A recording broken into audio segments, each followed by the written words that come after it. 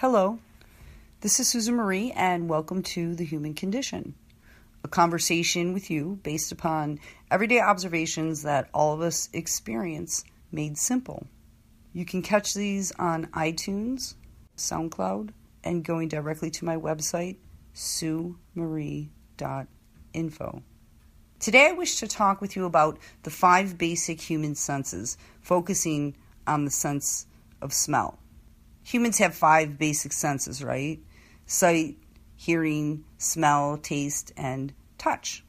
Olfaction, the technical term for our sense of smell, can trigger intense emotions and memories attached to a scent that can overwhelm us far more than our other 4 basic senses. And I find this utterly fascinating. Nietzsche himself believed the human sense of smell is animalistic and easily understood without the need for language.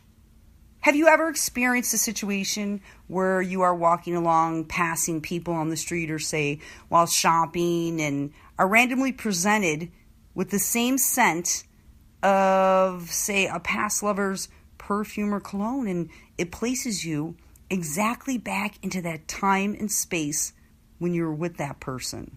Or have you ever taken a child into an elementary school and the smell of the building itself triggered memories of your own childhood school experiences? For example, there's a certain brand of shampoo I no longer use because if I do, simply smelling it brings me back to my mother's house when I was a teenager. Like a movie playing in my head, I witness myself taking a bath and washing my hair.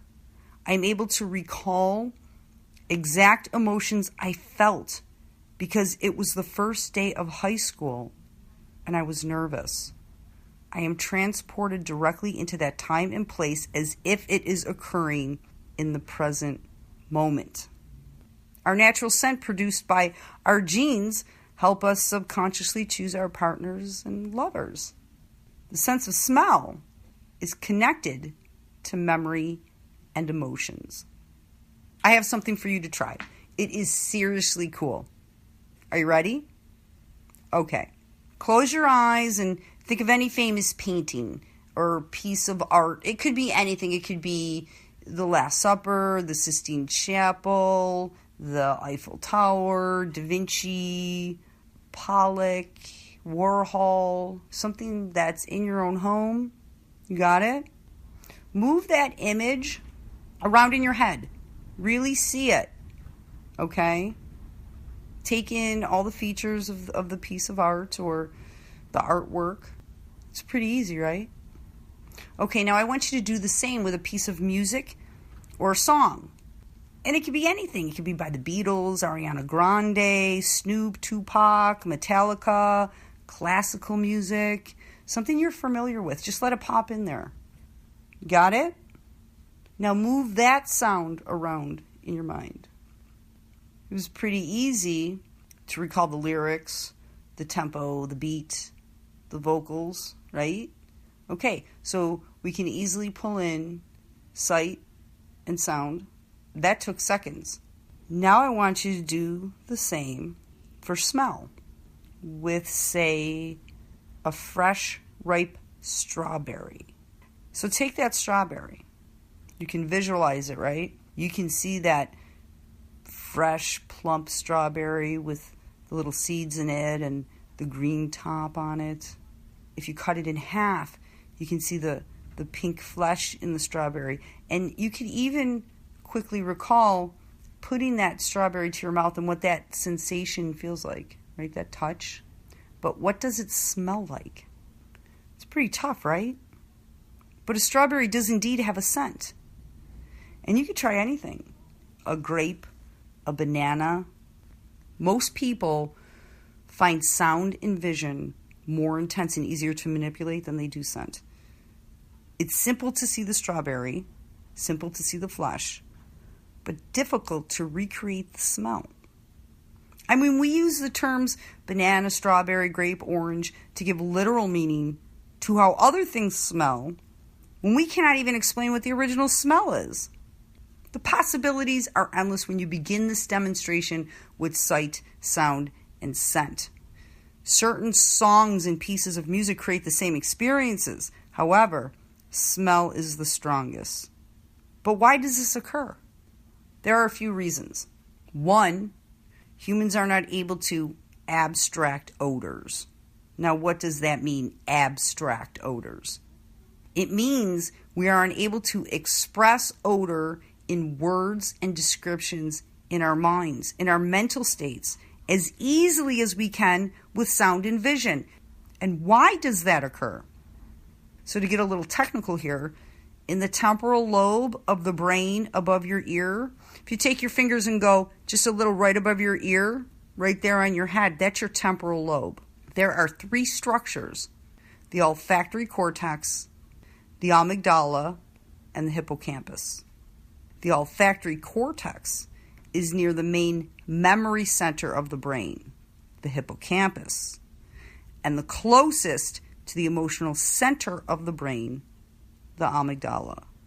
So you have the olfactory cortex, which is our sense of smell, close to memory and close to emotion.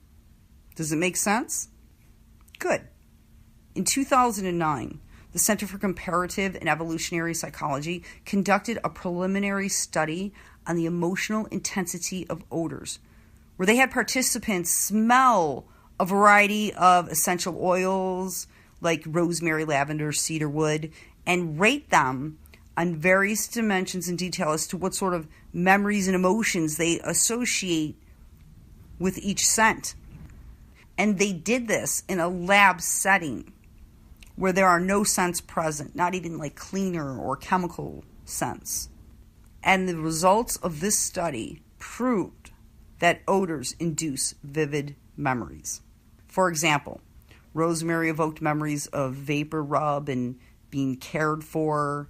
Jasmine reminded one participant of her grandmother's house, and cedarwood reminded someone else of being in church.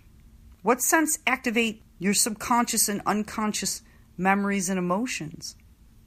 So what I want you to do is set in front of you a bunch of diverse scents, okay? Oils, perfumes, lotion, spices, wood, dirt, paint, etc. Whatever you want, whatever you have.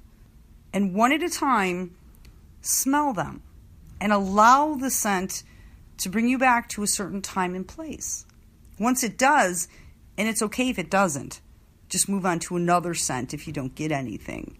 But once it does, allow the images, thoughts, and emotions to be present in your conscious mind and deal with why this particular scent is a trigger for you regarding memory and emotion. And do this slowly. Some scents may trigger good memories, others painful, but that's okay. Allow yourself to experience whatever you must, and please do not judge whatever you think and feel.